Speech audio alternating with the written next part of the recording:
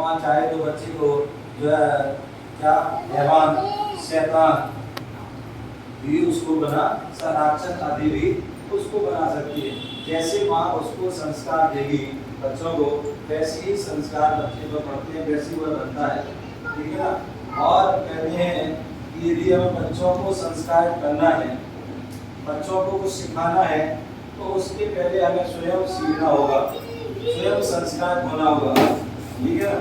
यदि हम जो है चाहते हैं कि हमारे बच्चे मंदिर जाएं, हम चाहते हैं कि हमारे बच्चे मंदिर जाएं, तो हम माता पिता को भी मंदिर जाना होगा।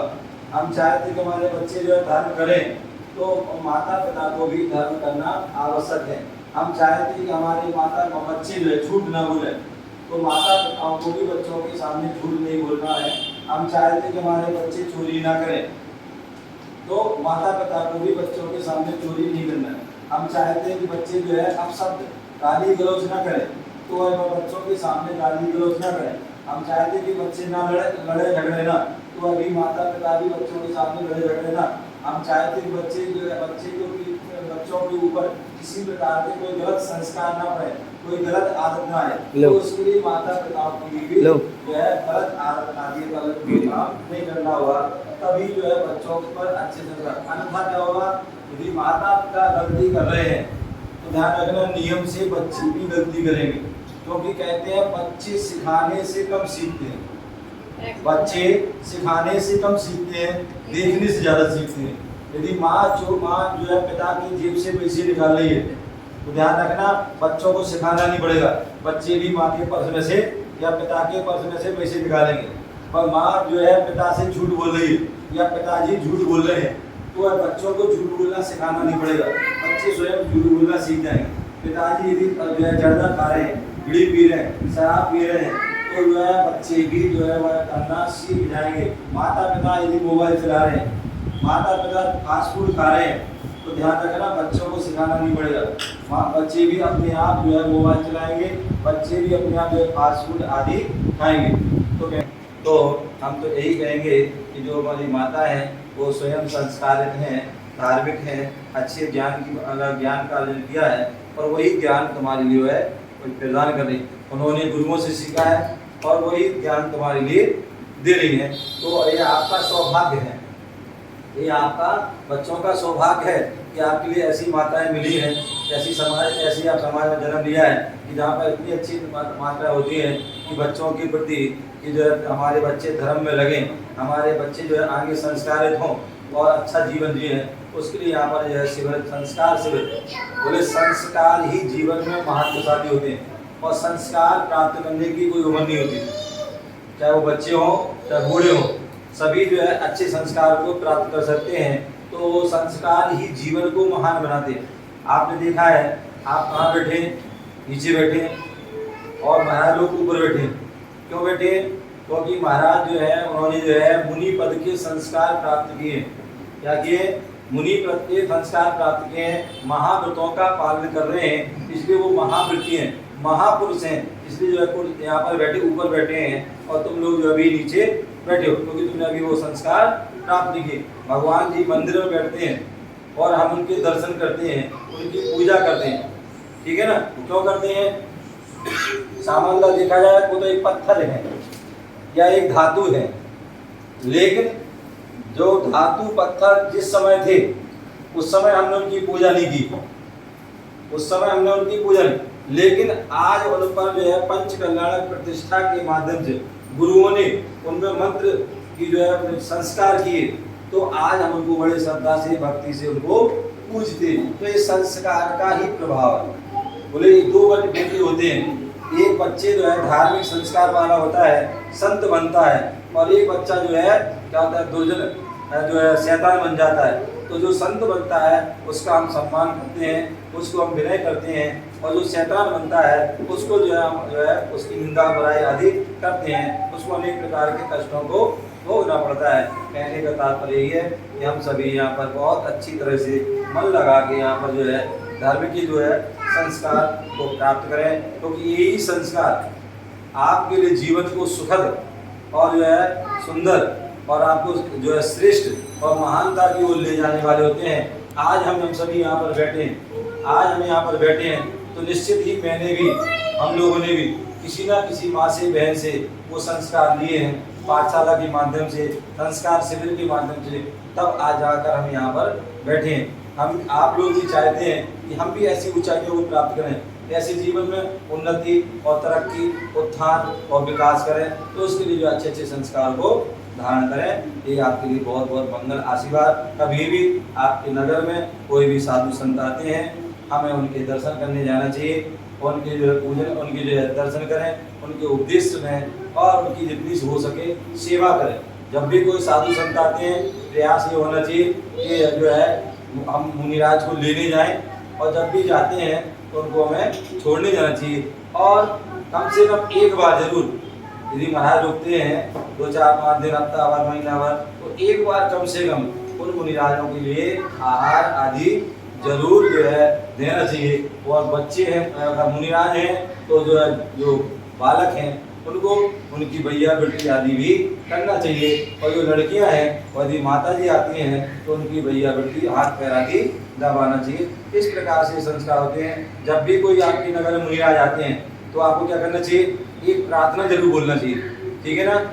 हाथ जोड़िए और हम बोलेंगे, आपको सीखना है, ठीक है ना। बोले अच्छेमी उज्जेमी वंदामि नमस्सामि दुक्कखो कम्मक्खो गोहिलाओ सुगई गमनम समाहि मरणम जिन गुण संपत्ति हो मध्यम। द्वारा पढ़ेंगे एक बार। अच्छेमी उज्जेमी वंदामि नमस्सामि दुक्कखो कम्मक्खो गोहिलाओ सुगई गमनम समाहि मरणम जिन गुण संपत्ति हो मध्यम। ठीक है ना। ये प्रार्थना आपको पढ़ना है, ये ध्यान रखना, डरा देना। अब इसका अर्थ सुनिए। अच्छेमी, हे भगवान, हे गुरुवर, आपकी अर्चना करता हूँ। क्या करता हूँ? आपकी अर्चना करता हूँ। उज्जेमी, हे भगवान, आपकी मैं पूजा करता हूँ। ठीक है ना। वंदामि, मैं आपकी जो है क्या कर रहा हूँ? वंदना कर रहा हूँ। नमस्सामि, आपको मैं क्या कर रहा हूँ? नमस्कार कर रहा हूँ। ठीक है ना। किस लिए कर रहा हूँ? फ्री में नहीं कर रहा हूँ, क्योंकि हम बनिया है, जैन है, जहाँ लाभ होता है वही काम करते हैं, बिना लाभ के नहीं कर रहा हूँ। तो किस लिए कर रहा हूँ?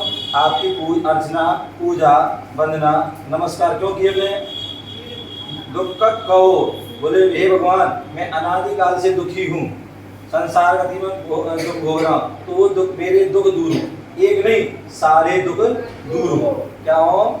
दुक्कखो, सारे दुखों का क्षय हो। अब दुख दूर कैसे होंगे? दुख हमारे क्यों आते हैं? जब हम कर्म से, हम जो है कर्म हमारे साथ होते हैं तो वह कर्म से आते हैं। तो इसलिए बोल रहे हैं कम्मक्खो, कर्मों का भी क्षय हो। और क्या हो? गोहिलाओ, कर्मों का क्षय कैसे होगा?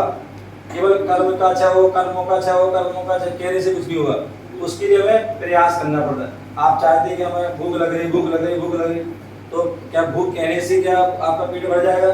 नहीं, उसके लिए आपको खाने आदि तैयारी करना पड़ेगी, खाना बनाना होगा और उसके बाद खाना होगा। तब उसी प्रकार जो है कर्म क्षय कैसे होंगे? बोहिलाओ, बोधि की प्राप्ति। बोधि मीन्स रत्नात्रय, सम्यक दर्शन, सम्यक ज्ञान, सम्यक चाय। इसको धारण करने से, इसकी साधना करने से कर्मों का क्षय होता है। तो बोहिलाओ सुगई गमनम, बोले सुगति में हमारा गमन हो। क्या हो?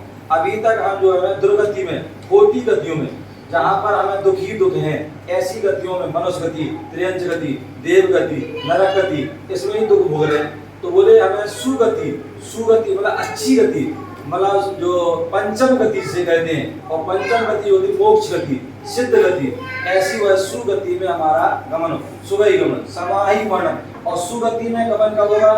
जब हम समाधि पूर्वक मन होगा, समाधि मतलब जहाँ पर ना कोई आदि हो, ना कोई व्याधि हो, ना कोई उपाधि हो, वो वहाँ पर वास्तविकता में समाधि हो।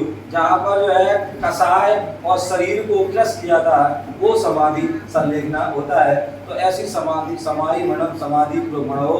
और किस उसके बाद हमें क्या प्राप्त हो, बोले जिन गुण संपत्ति हो मध्यम, बोले जो जिन हमें सामान्य सांसारिक संपत्ति नहीं चाहिए, क्योंकि सांसारिक संपत्ति ही नष्ट हो जाती है। इसलिए हमें क्या चाहिए, जिन गुण संपत्ति हो मध्यम, जिन्हें भगवान के जो गुण रूपी संपत्ति है, अनंत ज्ञान, अनंत दर्शन, अनंत सुख और अनंत वीर, ऐसी संपत्ति मुझे हो मध्यम। तो ठीक है ना, जब भी कोई साधु संत आते हैं या मंदिर में जाते हैं, आपको बड़ी स्तुति याद हो या ना हो, लेकिन ये स्तुति जरूर पढ़ा करें। क्या पढ़ोगे, करिए, अच्छेमी पूजेमी वंदामी नमस्सामी दुःखको कर्मको बोहिलाओ सुगैगमनम समाई मरणम जिन गुण संपत्ति ओ मध्यम।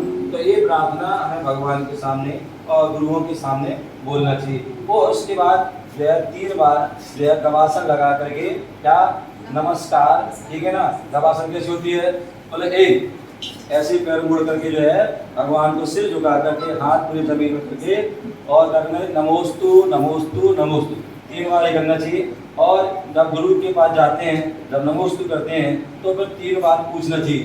क्या पूछना चाहिए, 3 बार हमें पूछना चाहिए, मुनिराज आपका स्वास्थ्य कैसा है, मुनिराज हो, माता जी हो, जो भी हैं उनसे पूछना चाहिए आपका स्वास्थ्य कैसा है और आपका रत्नात्रय कैसा है, ठीक है ना।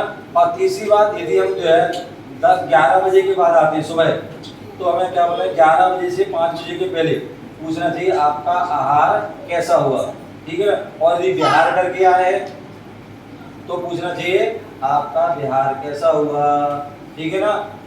ये बात, इस बात को ध्यान रखना। और अंत में जब हम जो है जब जाने लगे, उसके गुरु बोले महाराज श्री हमारे लिए कोई सेवा का मौका दीजिए, कोई वस्तु की आवश्यकता हो तो बताइए, ठीक है ना। इस बात का सभी लोग ध्यान रखें, संयुक्त जो है। और प्रयास ये करें, हम मंदिर में जाते हैं, आप मंदिर में जाते हैं, आपने देखा हो कोई गुरुद्वारे जाता है, गुरुद्वारे जाते हैं, सुनो बच्चे लोग, गुरुद्वारे जाते हैं या कोई मस्जिद में जाता है तो ध्यान रखना कैसे जाते हैं, वहाँ पर जब सिर ढक करके जाते हैं।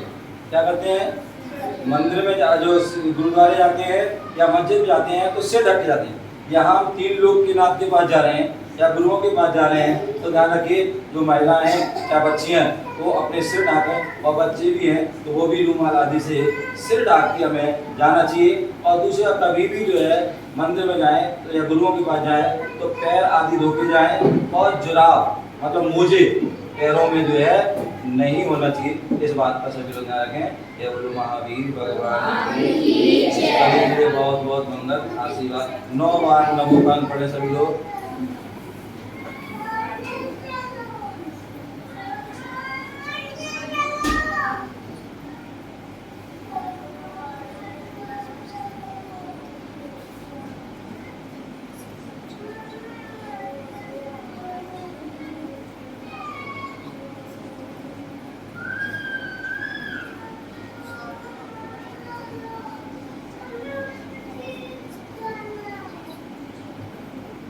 ओम नमः शिवाय।